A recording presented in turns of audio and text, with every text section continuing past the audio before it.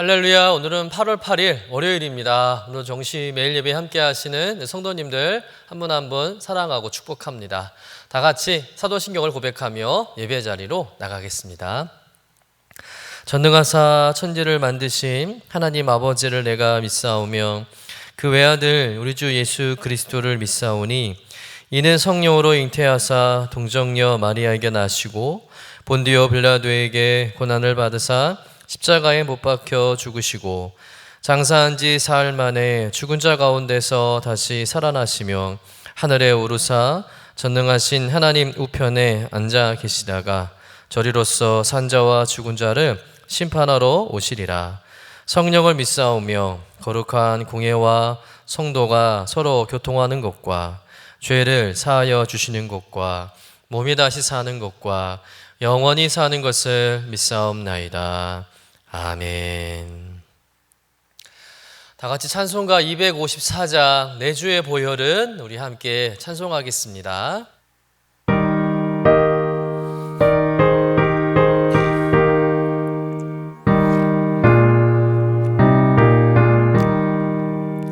내 주의 보혈은 정하고 정하다.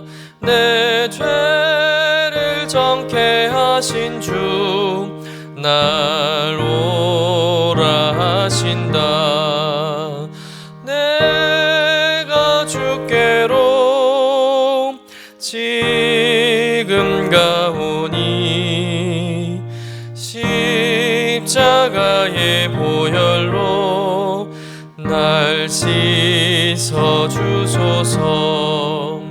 약하고 추해도 주께로 나가면 힘 주시고 내 주함을 곧 씻어 주시네.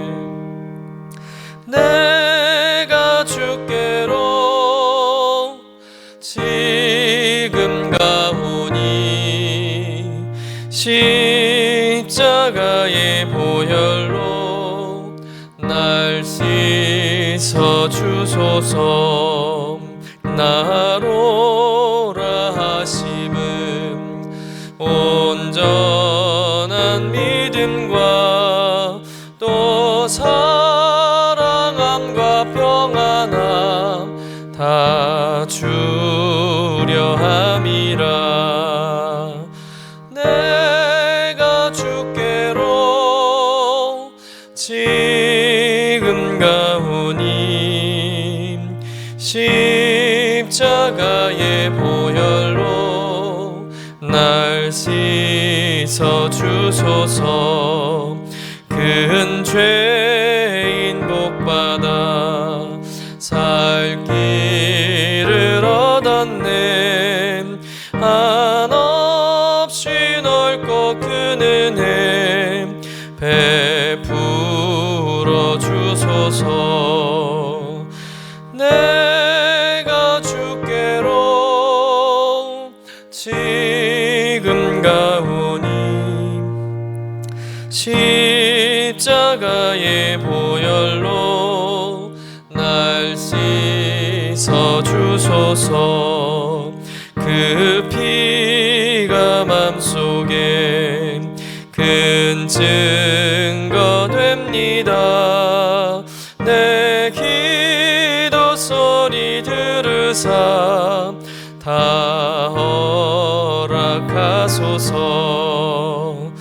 내가 주께로 지금 가오니 십자가의 보혈로 날 씻어 주소서.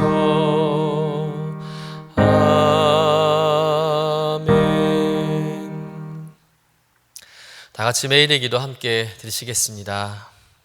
참 평강의 주님, 오늘도 새로운 하루를 주시고 복되게 하시니 감사합니다. 하늘에 속한 자 하나님의 자녀로서의 삶을 권세로 살게 하시며 오직 하나님의 말씀을 즐거워하며 따라 살게 하심을 감사드립니다.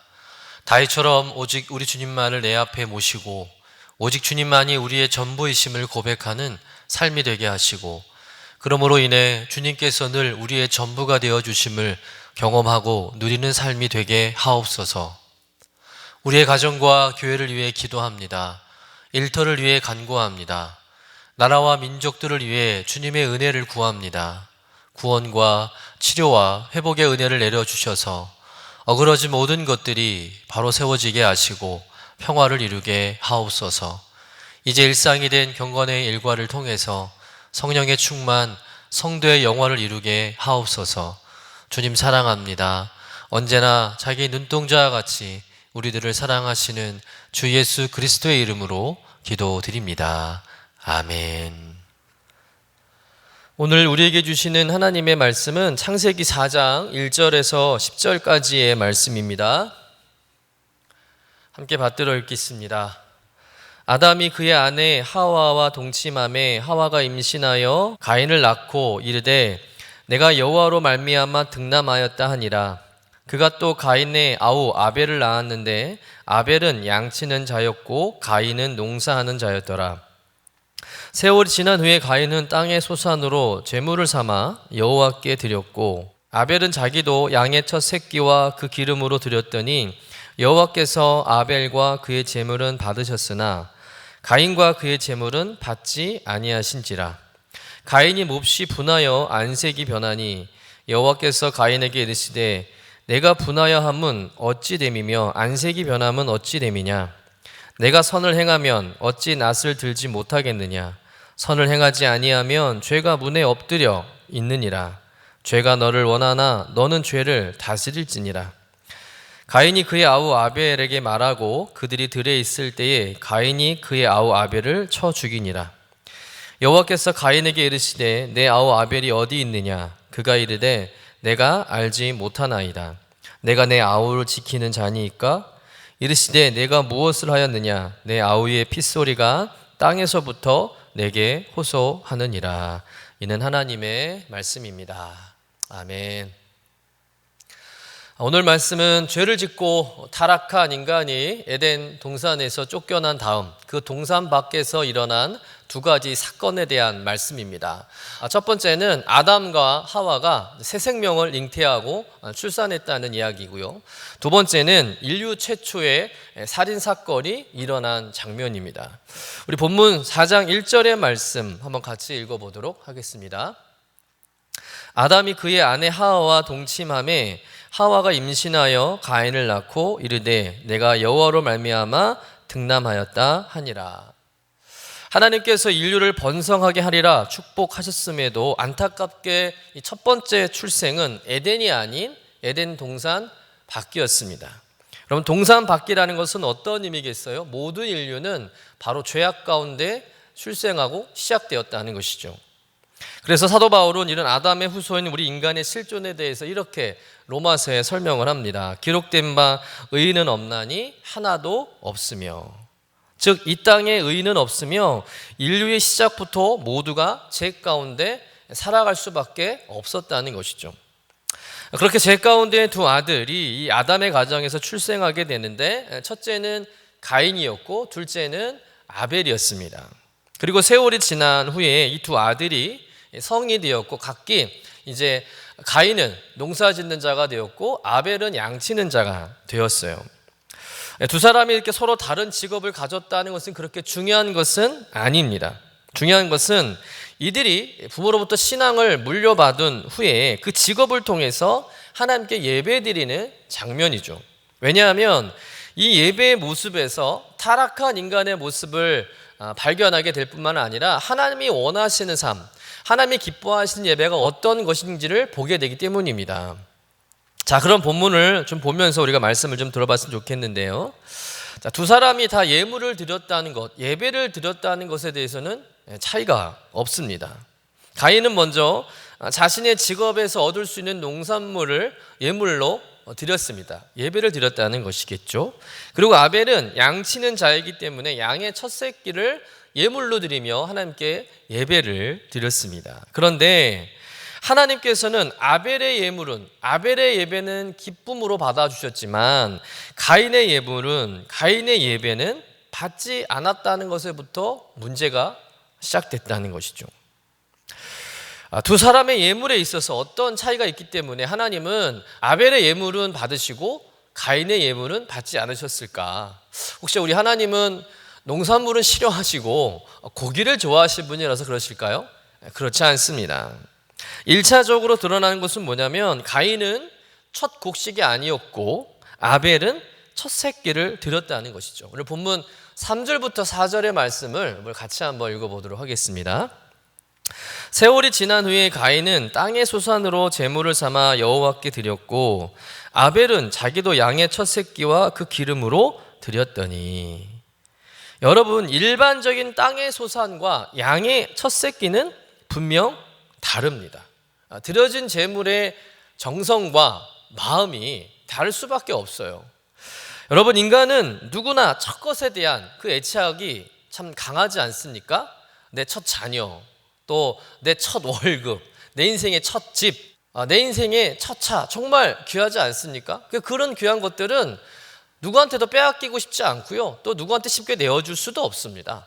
그만큼 소중하다는 거잖아요. 그런데 아벨은 그 귀하고 소중한 것을 먼저 하나님께 드렸다는 거죠.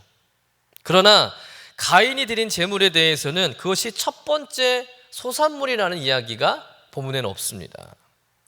그 얘기는 가인은 그냥 대충 밭에서 아무거나 가져와서 예배를 드렸다는 것이죠. 그러니 우선 예배에 임하는 중심과 정성부터가 달랐어요. 또한 이 첫 것인 것과 아닌 것이 뭐 그리 중요하냐라고 생각할 수도 있겠지만 이어지는 장면을 보면 이 가인이 보여주는 그 태도가 단순한 것이 아님을 알 수가 있습니다. 오늘 본문 4절 후반절부터 5절 상반절 말씀 우리 한번 다시 읽어보겠습니다. 시작. 여호와께서 아벨과 그의 제물은 받으셨으나 가인과 그의 제물은 받지 아니하신지라. 왜 하나님은 아벨의 예배는 받으시고 가인의 예배는 받지 않으셨을까? 여러분, 우리는 이미 성경을 통해서 하나님이 받지 않으시는 예배, 하나님이 기뻐하지 않는 예배가 어떤 예배인지를 알고 있습니다.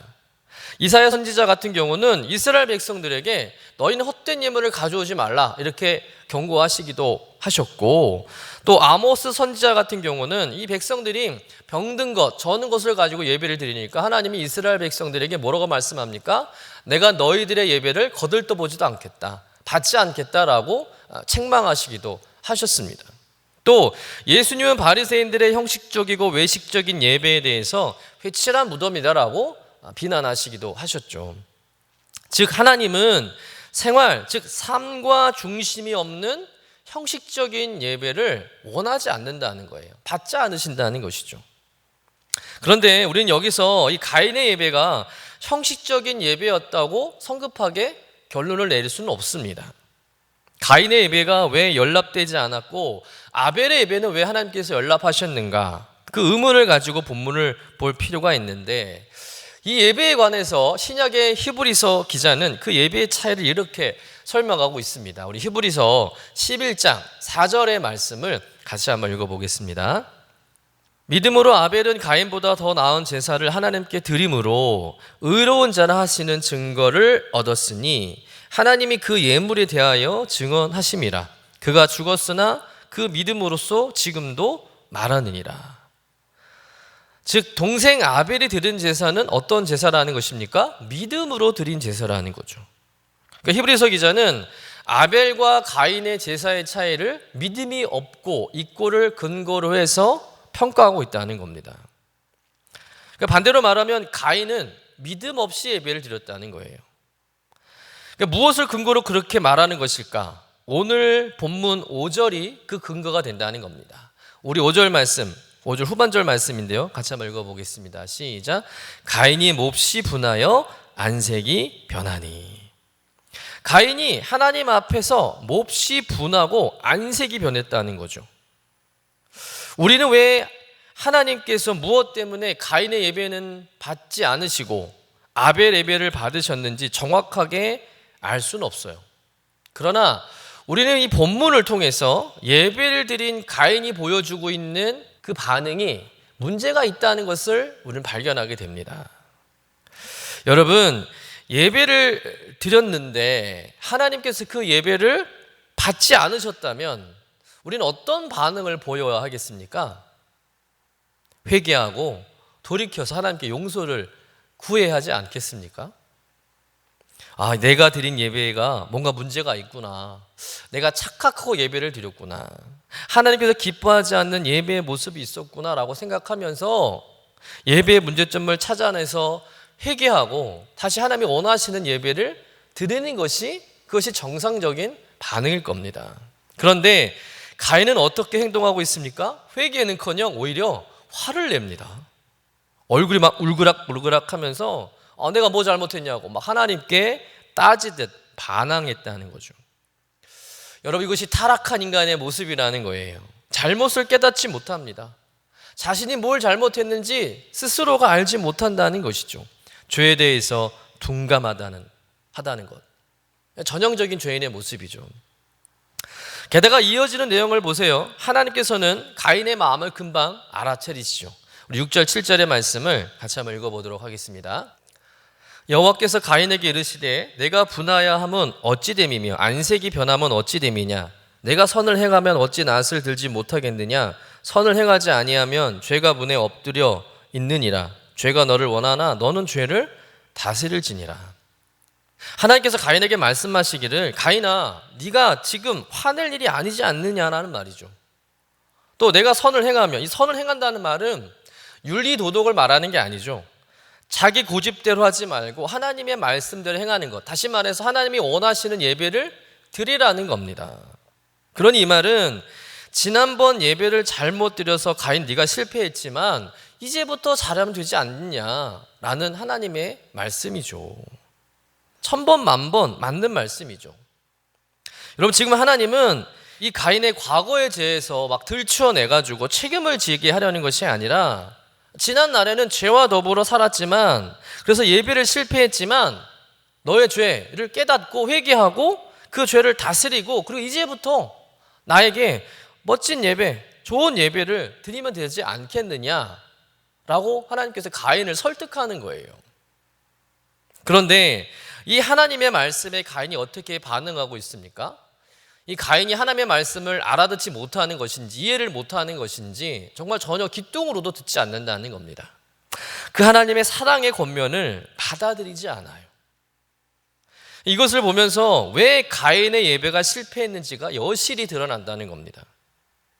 여러분, 가인이 예배를 잘 드렸다면 이 하나님의 사랑의 권면이 받아들이지 않을 수가 없는 거예요. 예배를 잘 드렸다면 하나님께서 말씀하지 않으셨어도 아마 가인이 먼저 알았을 겁니다. 아, 내가 잘못했구나. 예배를 피드백하면서 나의 예배에 뭐가 문제가 있었구나. 그러면서 자신의 그런 부족함들 또 죄된 모습들을 회개하고 그런 자신임에도 이렇게 사랑으로 대해주신 하나님께 너무 감사하고 송구하고 그래서 잘해야겠다고 다짐하고 뭔가 변화를 시도해야 하지 않겠냐는 거죠. 이런 모습이 예배를 통해 은혜 받은 모습이라고 저는 생각합니다. 그런데 가인은 예배를 엉망으로 드린 거예요. 예배를 드리긴 드렸는데 성의 없이 드린 겁니다. 하나님에 대한 경외심은 전혀 없이 건성으로 드린 거죠. 부모님이 예배를 드리라고 하니까 억지로 가서 그냥 대충 예배 드린 거예요. 그러니 예배를 통해 어떤 하나님의 은혜도 받지 못한 겁니다. 예배의 자리에 있었음에도 소산물을 바쳤음에도 불구하고 그의 영혼은 여전히 척박하고 칼칼한 거예요. 그러니까 예배 이후의 삶도 엉망진창인 거예요. 하나님의 그 사랑의 권면도 못 알아듣고 막 화내고 감정 조절이 안 되는 것이죠. 예배를 안 드린 것이나 마찬가지인 모양새입니다. 아니나 다를까 이 하나님의 사랑의 권면을 무시한 가인이 어떤 행동을 보여주고 있습니까? 8절 말씀이죠. 한번 같이 읽어보겠습니다. 시작. 가인이 그의 아우 아벨에게 말하고 그들이 들에 있을 때에 가인이 그의 아우 아벨을 쳐 죽이니라. 가인이 결국은 분을 참지 못하고 자기 동생 아벨을 따로 불러내어서 그를 쳐 죽이는 살인을 저질렀다는 거예요. 여러분, 이것이 예배를 드린 가인의 삶의 결과라는 거예요. 여러분, 너무 소름 끼치지 않습니까? 가인이 예배를 안 드리고 동생인 아벨을 죽은 게 아닙니다. 예배를 드리고도 친동생을 죽였다는 게 너무 충격적이라는 겁니다. 여러분, 예배와 살인이라는 단어가 어울리는 단어일까요? 전혀 그렇지 않죠. 예배와 살인이라는 단어는 결코 조합될 수 없는 단어예요. 어울리지 않습니다. 그런데 성경은 그것이 가능하다고 말하고 있다는 거예요. 예배가 살인의 이유가 되었잖아요. 또 예배를 드리고도 살인을 할 수 있다는 것을 성경이 지금 우리에게 똑똑히 보여주고 있다는 겁니다. 그것도 우발적인 살인이 아니에요. 계획적인 살인입니다. 여러분, 왜 이런 끔찍한 일이 일어났습니까? 가인이 진정한 예배를 드리지 못했기 때문에 그렇습니다. 겉으로는 예배했을지언정 가인에게는요, 하나님을 진심으로 경외하는 마음이 1도 없었다는 거예요. 다시 말해서 믿음으로 드리지 않았다는 것입니다. 그러니 삶의 문제를 이 예배를 통해서도 해결하지 못한 거예요. 그 말은 가인은 날마다의 삶을 믿음으로 또한 살아내지 못했다는 증거일 수도 있습니다. 그러니까 가인은 삶에서도 실패하고 예배도 실패한 거예요. 삶 속에서도 믿음으로 살지 못했고 예배도 믿음으로 드리지 못했다는 것. 결국 예배를 통해서 이 가인의 이 민낯이 그대로 드러났다는 것이죠. 사랑하는 성도 여러분, 우리는 어떤 마음으로 예배를 드리고 있습니까? 혹여 가인의 마음으로 예배를 드리고 있는 것은 아닌지, 삶 속에서 전혀 믿음으로 살아내지 못하고 또 예배조차도 건성으로 드리는 모습은 아닌지. 여러분, 예배를 드렸어도 죄를 지을 수 있다는 것을 우리는 깊이 새겨야 할 줄로 믿습니다. 진정 영적인 뉘우침과 회개가 일어나는 예배, 자신의 그 부족함을 깨닫고 오직 하나님만 겸손히 바라보는 예배, 이전까지의 제된 모습으로 살았던 그 자신의 모습을 정말 통회하고 자복하고 이제 하나님이 기뻐하시는 삶을 살겠다고 다짐하는 예배, 우린 그런 예배를 드려야 할 줄로 믿습니다. 하나님 그런 예배를 받으신다는 거예요. 오늘 가인의 모습을 통해서 여러분, 나의 예배의 모습과 삶을 좀 돌아보면서 진정 하나님이 원하시는 삶의 예배자로 아름답게 세워지시는 여러분이 되시기를 주님의 이름으로 간절히 축원합니다. 그런데 놀라운 것은 이렇게 자기 동생을 죽인 가인이었지만, 천일공로할 이 패륜적인 죄를 지은 가인이었지만, 하나님은 그럼에도 불구하고 가인에게 회개의 기회를 주신다는 게 더 놀랍다는 겁니다. 하나님은 다 아시면서 가인에게 물어요. 우리 9절 말씀 같이 읽어보겠습니다. 여호와께서 가인에게 이르시되 내 아우 아벨이 어디 있느냐? 그가 이르되 내가 알지 못하나이다. 내가 내 아우를 지키는 자니까? 지금 하나님은 가인에게 죽은 아벨이 어디 있느냐고 물으셨는데, 이것은 하나님께서 정말 아벨이 어떻게 된 줄 모르고 물으신 게 아니죠. 다 아시면서 물으신 거예요. 이것은 어떤 질문이겠습니까? 아직 끝이 아니라는 거죠. 동생을 죽인 가인에게도 구원받을 기회가 있다는 것을 하나님께서 말씀하시는 겁니다. 회개할 수 있는 기회를 주신 것이죠. 그런데 가인은 회개하지 않습니다. 가인은 여전히 분노하고 반항하죠. 내가 내 아우를 지키는 자니입니까? 여러분, 너무 뻔뻔하지 않습니까? 죄를 지어놓고도 조금의 죄책감도 부끄러움도 없다는 거예요. 도리어 자기 손으로 동생을 죽여놓고는 왜 나한테 동생에 대해서 묻냐고 하나님께 대들고 있습니다. 여러분, 죄가 인간을 얼마나 이렇게 처참하게 망가뜨릴 수 있는지를 우리 가인의 모습을 통해서 분명하게 보고 있습니다. 죄를 짓고도 하나님, 저는 모르는 일입니다 라고 발뺌하는 거예요. 마치 손바닥으로 하늘을 가리려는 그 얄팍한 인간의 거짓된 속성을 여과 없이 보여주고 있다는 것이죠. 여러분, 우리는 이 가인의 모습을 통해서 타락한 인간들, 죄로 망가진 인간들이 어떻게 살아가게 되는지를 보고 우리가 어떻게 살아야 하는지, 또 우리의 삶의 방향이 어디로 가야 되는지를 우리가 발견해야 할 줄로 믿습니다. 또한 위기의식을 가져야 한다는 거예요. 신앙생활을 대충 해서는 안 된다는, 예배를 대충 드리면 안 되겠다는 그런 영적 경각심이 우리 안에 일어나야 할 줄로 믿습니다. 여러분, 교회를 다닌다고 해서, 직분이 있다고 해서 다가 아니라 그것이 내 신앙의 척도가 될 수 없다는 것을 우리 명심해야 하는 거예요. 내 안에 이 죄를 해결하지 않으면 예배를 아무리 많이 드려도, 교회를 아무리 오래 다녀도 우리들도 언제든 어떤 상황에서 가인처럼 돌변할 수 있다는 것이죠. 위아래도 없고 하나님께서 다 보신다는 그런 신전의식도 잃어버린 채 막 가는 인생이 될 수도 있는 것입니다. 사랑하는 성도 여러분, 내 신앙에 대해서 안심하지 않기를 간절히 부탁드립니다. 또한 어영부영 신앙생활하지 않기를 간절히 부탁드립니다. 또 예배 드렸다고 해서 내가 하나님의 자녀로서 할 일을 다 했다고 착각해서는 안 된다는 것이죠. 여러분, 천국 가는 티켓 한 장 구했다고 해서 안일하게 신앙생활하면 그건 잘못된 신앙생활입니다. 구원은 계속해서 이루어가는 거예요. 빌립보서 2장 12절 말씀에 사도 바울이 이런 말을 하죠. 두렵고 떨림으로 너희 구원을 이루라. 무슨 말씀입니까? 구원은 이례적 사건으로 끝나는 것이 아니라 계속적으로 이루어가는 구원이라는 거예요. 즉, 구원은 과거형이 아니라, 구원 받았다가 아니라 현재 진행형, 계속해서 그 구원을 두렵고 떨림으로 이루어 가라는 것이죠. 이것을 우리는 뭐라고 말합니까? 이걸 성화라고 말하는 것이죠.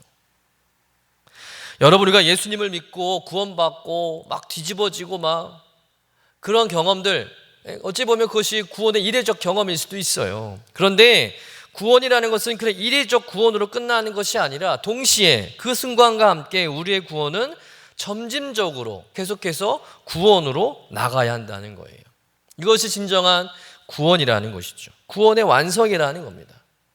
우리의 구원은 여기까지 가야 할 줄로 믿습니다. 때문에 우리는 날마다 죄와 싸워야 하는 거예요. 내 안에 죄의 불순물까지, 죄의 찌꺼기까지 다 걷어내야 합니다. 그래서 내 삶을 통해 오직 하나님의 그 거룩함만이 드러나고 또 내 삶이 예수님을 닮아가는 삶이 되어야 할 줄로 믿습니다. 사랑하는 성도 여러분, 오늘 두렵고 떨림으로 구원을 이루어 가시는 신실한 하나님의 자녀가 되시기를 간절히 축원합니다. 내가 하나님 앞에 서 있다는 이 코람데오의 신앙으로 매 순간 하나님을 경외함으로 늘 인격적으로 그 하나님을 만나고 또 죄와 싸워 승리하고 하나님 뜻대로 살아가는 참된 예배자가 되시기를 주님의 이름으로 간절히 축원합니다. 기도하겠습니다. 하나님, 오늘 가인의 예배를 통해서 우리가 어떤 예배를 드리고 있는지 나의 예배를 점검하고 그래서 영적인 경각심을 갖게 하시니 감사드립니다. 예배 드린다는 것이 다가 아니라 믿음의 자세로 드리는 것과 또 일상의 삶을 믿음으로 살아가는 것이 중요함을 알게 하여 주옵소서. 주님, 예배를 통해 우리에게 들려주시는 하나님의 음성을 듣고 또 우리 심령의 뉘우침과 회개와 영적 각성이 일어나게 하셔서 우리의 원망과 불평이 죄로 이어지지 않도록 인도하여 주시옵소서. 무엇보다 늘 우리의 생활 가운데 죄와 싸워 이기게 하시고 우리의 삶을 통해 예수님을 닮아가는 성화의 구원 이루어가는 삶이 되게 하여 주옵소서. 언제 어디서든 하나님께서 기뻐하시는 예배자가 되도록 우리의 삶을 거룩함과 사랑으로 채우게 하여 주옵소서. 감사드리며 거룩하신 예수님의 이름으로 기도드립니다. 아멘.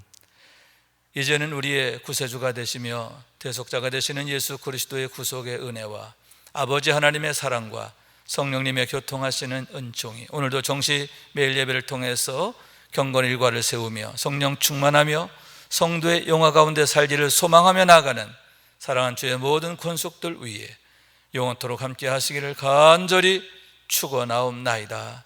아멘.